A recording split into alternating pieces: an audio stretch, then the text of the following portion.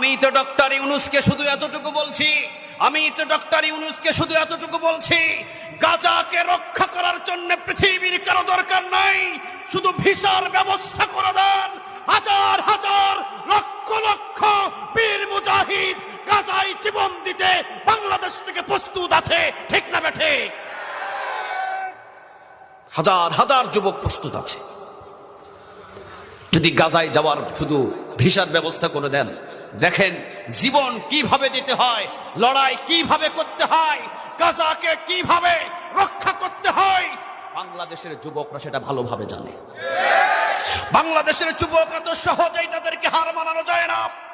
17টা বছর পর্যন্ত এই বাংলার জমিনের ভিতরে যুবকদের উপরে অত্যাচার হয়েছে, যুবকদের গুম করা হয়েছে, যুবকদের ঘুম হারাম করা হয়েছে।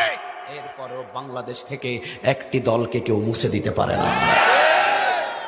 বাংলাদেশের যুবকেরা জানে, বাংলাদেশের বীর মুজাহিদেরা জানে যে 17 বছর নয়, 17,000 বছর যদি কোনো জালিম ক্ষমতায় বসে থাকে আর আমাদেরকে যদি হত্যা করে, হামলা দেয়, মামলা দেয়, জেল দেয়, জুলুম দেয়, এরপরও কোরআন বুকে নিয়ে ময়দানে 17,000 বছর লড়ে যাবে।